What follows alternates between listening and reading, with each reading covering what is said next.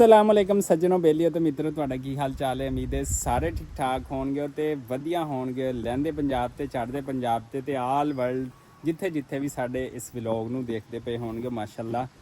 पिंड 'च मौजूद हैगे जनाब। टाइम हैगा 2:10 का ते असीं अपना व्लॉग जिहड़ा स्टार्ट किया होया है ते बारिशां दे नाल इस टाइम दोपहरे दे सिखर जिहड़ा अगे जदों दोपहरा हुंदियां सी ना व्लॉग नहीं सी बनदा, बड़ी मुश्किल हुंदी ने।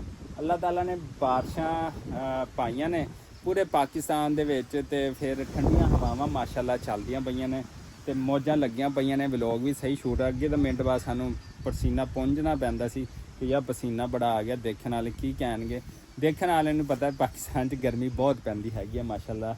ते फिर जिहड़े ना पसीने पुंजने पैंदे ने। ते देखो जनाब कालियां कालियां घटावां जड़ियां ना छाइयां होईयां ने ते नाल ठंडी हवा भी चल पई है। सुबह बूंदाबांदी थोड़ी बहुती हो रही सी ते हुण ठीक है। बस अल्लाह ताला रहमत दी जड़ी बारिश बंद जावे। ते मैं तुहानूं दस्सां जनाब असीं इत्थे लाए सीगे किन्नू जनाब माशाअल्लाह इस दफ़ा ना ज़बरदस्त करके लगे ने। देखो ए किन्नू लगे हुए ने माशाअल्लाह बहुत वधिया करके। ते ऐतकी जिवें बारिशां होईयां ना ऐतकी किन्नू दी जड़ी फसल है ना वो मैनू लगता माशाअल्लाह बहुत टॉप दी होएगी। वैसे जिहड़ा साडे पाकिस्तान दे विच सब तो फेवरेट तरीन किन्नू जिहड़ा पाया जाता है सरगोधा विच ते उत्थे दा किन्नू बड़ा मशहूर है। असीं भी लाए सी 3-4 पौधे ते ऐतकी माशाअल्लाह नाल बारिशां दे नाल ना इहदी तबीयत जिहड़ी है ना वो सैट हो गई ते किन्नू जिहड़े ना वो लग पे ने माशाअल्लाह। देखो सारा बूटा जिहड़ा ना वो ए वेखो ए देख लो ए सारे माशाअल्लाह ए देखो ए भरे पे ने जनाब। सारा बूटा जिहड़ा ना ऐतकी वधिया होया पिया ते माशाअल्लाह कमाल होई पई है। ते जनाब इहदे नाल नाल ना तुसीं पिंड दा व्यू भी चैक करो। काले बादल भी आ गए ने नाल ही ते नाल व्यू भी चैक करो माशाअल्लाह नाल। ते मैं जिवें तुहानूं कहा सीगा कि टाइम 2:10 का हो चुकिया वा ते ਹੁਣ ਅਸੀਂ ਚੱਲਦੇ ਹਾਂ ਬਾਕੀ ਕੰਮਕਾਰ ਜਿਹੜੇ ਹੁੰਦੇ ਪਏ ਉਹ ਦੇਖਦੇ ਹੈਗੇ ਆ। ਤੇ ਨਾਲ ਸਾਡੇ ਕੋਲ ਇੱਥੇ ਬੱਚੇ ਵੀ ਆਏ ਹੋਏ ਨੇ। ਹਾਂਜੀ ਪੁੱਤਰ ਕੀ ਲੈਣ ਆਏ ਸੀ ਪਿੰਡ ਦੇ ਬੱਚੇ? ਫੁੱਲ ਲੈਣ। ਗੁਲਾਬ ਦਾ ਫੁੱਲ। ਇਹ ਕਿਹਨੂੰ ਦੇਣਾ ਹੈ? ਖਾਣੇ ਨੇ। ਇੱਧਰ ਆ ਦੋਨੇ ਆਓ, ਇੱਧਰ ਆਓ। ਦੋਨਾਂ ਨੇ ਖਾਣੇ ਆ? ਉਹ ਕਿਉਂ ਬਈ? गुलाब का फुल हो गया। तुसी गुलाब का फुल तुसी तो पहले ही गुलाब के फुल हो हैं बई। अच्छा इधर इधर मुँह कर बैठ। ये किस फायदे लिए खाते सानू भी दस दो यार। दसो ना पुत्र गुलाब का फुल काहदे लिए खाना है? कमीजा कमूजा लाइया ने बॉडी बिल्डर बारिश नहाना है। अच्छा अज मैनू दस दे फुल खान का की फायदा है? दस दे यार किसी वड्डे छोटे नू फायदा हो जाएगा। रंग चिट्टा हुंदा है फुल खान नाल? फुल खान नाल रंग चिट्टा हुंदा है? वाह बई वाह। लो जी मुंडे ने दस दिता है कि फुल खान नाल गुलाब दे रंग चिट्टा हुंदा है। ते होर की फायदा हुंदा है? दस ना यार। दस तेन पूरी दुनिया देखती पई है इस टाइम। इधर इधर होर की फायदा है फुल खान का? अच्छा खा के दिखा थोड़ा जा किवें खाना है। वाह बई वाह क्या बात है यार, मैनू तो पता ही नहीं सीगा। अच्छा जी टाइम हो गया तो अजाना होंदियां पईयां ने, मैनू पता ही होने लग्या। मेरा इस पासे गौर गया तो सॉरी मैं माजरत करदा वां। ते जिहड़ा ना फिर अगला व्लॉग बाद शूट करते हैं। अच्छा जी अल्हम्दुलिल्लाह माशाअल्लाह माशाअल्लाह अजान हो गई अल्हम्दुलिल्लाह। नमाज भी जाके असी पढ़नी हैगी ते तकरीबन व्लॉग का एंड भी चलता पाया।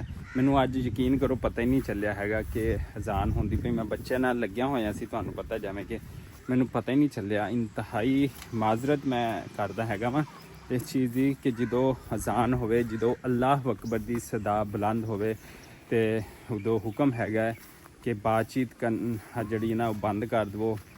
जड़ियाँ लेडीज़ होंदियां ने दुपट्टा लैना उन्हां ते फर्ज बन जाता है। तो दूसरा आदे शटर अपना कारोबार बंद करके जड़ा ना नमाज की तरफ चल पड़ो। तो असी भी जड़ा हुण सारिया चीज़ां बस जाती जमात खड़ी होनी है, टाइम सानू मिल जाएगा तो असी जड़ा ना नमाज की तरफ चलते हैं। तकरीबन ਵਲੋਗ ਦਾ ਜਿਹੜਾ ਐਂਡ ਚੱਲਦਾ ਪਿਆ, ਜਦ ਤੇ ਅਸੀਂ ਆਨਾ ਧੋਨਾ ਜਾਤੀ ਜਮਾਤ ਦਾ ਵੀ ਜਿਹੜਾ ਨਾ ਉਹ ਟਾਈਮ ਹੋ ਜਾਏਗਾ ਤੇ ਅਸੀਂ ਆਪਣੀ ਮੇਨ ਰੋਡ ਤੇ ਪਹੁੰਚਦੇ ਪਏ। ਤੇ ਮੈਨੂੰ ਆਵਾਜ਼ਾਂ ਆਉਂਦੀਆਂ ਪਈਆਂ, ਬੱਚਾ ਬੁਲਾ ਰਿਹਾ ਕਿ ਅੱਗੇ ਚਾਚੂ ਮੈਨੂੰ ਖੱਜੀਆਂ ਲੈ ਦਿਓ ਖਜੂਰਾਂ, ਤੇ ਉਹ ਵੀ ਉਹਨੂੰ ਲੈ ਕੇ ਦਿੰਨੇ ਆ ਤੇ ਦੇਖਦੇ ਆ ਕਿਹੜੀਆਂ ਖਜੂਰਾਂ ਨੇ ਤੇ ਬਾਕੀ ਹੋਰ ਸੂਰਤ ਹਾਲ ਵੀ ਜਿਹੜੀ ਦੱਸਦੇ ਆ।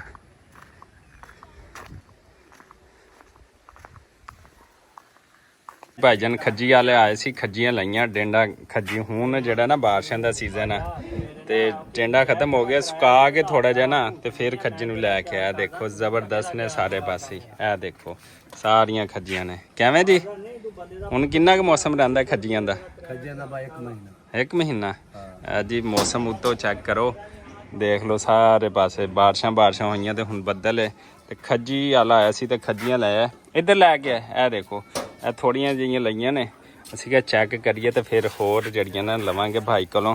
ਭਾਈ ਰੋਜ਼ ਆਂਦਾ ਤੇ ਅੱਜ ਲੈ ਲਈਆਂ ਅਸੀਂ ਖੱਜੀਆਂ ਤੇ ਹੁਣ ਅਸੀਂ ਖੱਜੀ ਲੈ ਕੇ ਚੱਲੇ ਹਾਂ ਜੀ। ਇਹ ਦੇਖੋ ਮਾਸ਼ਾਅੱਲਾ ਨਾਲ, ਸ਼ੁਕਰੀਆ ਜੀ, ਅੱਲਾ ਹਾਫਿਜ਼।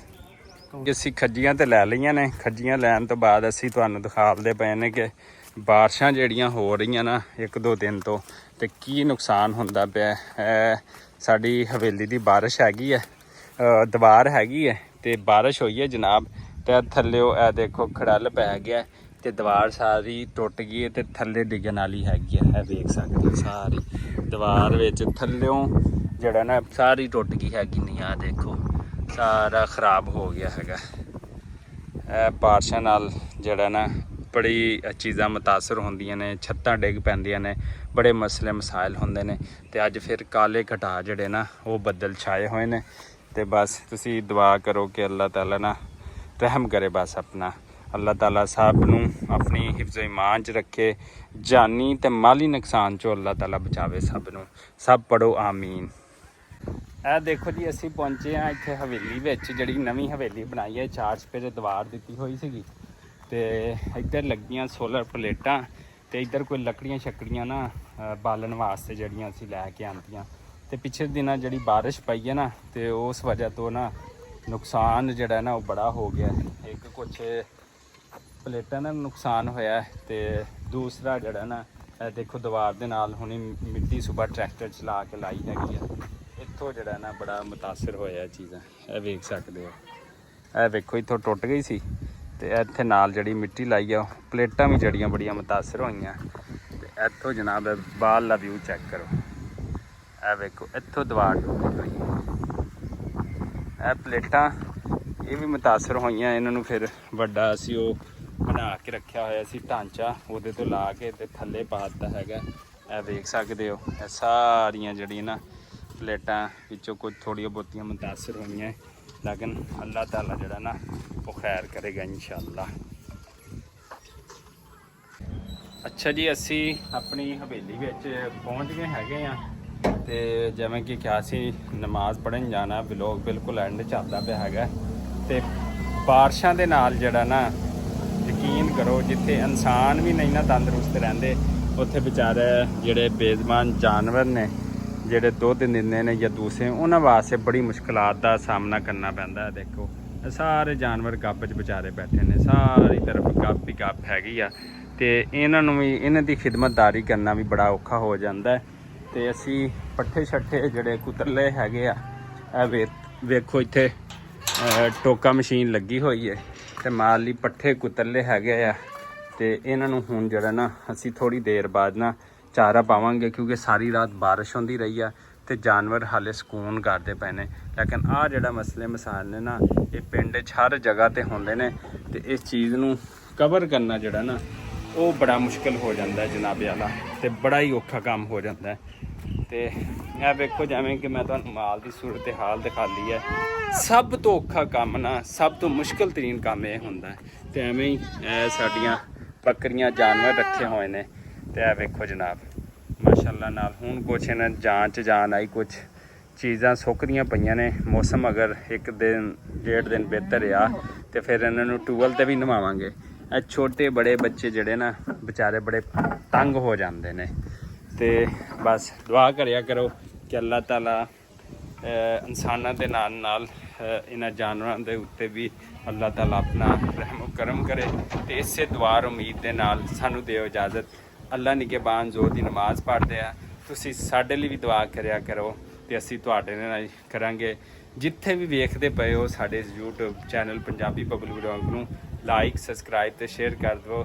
ਤੇ ਪੰਜਾਬੀ ਭਾਈ ਦਾ ਸਲਾਮ ਹੋ ਗਿਆ। ਅੱਲਾ ਨਿਗਹਿਬਾਨ।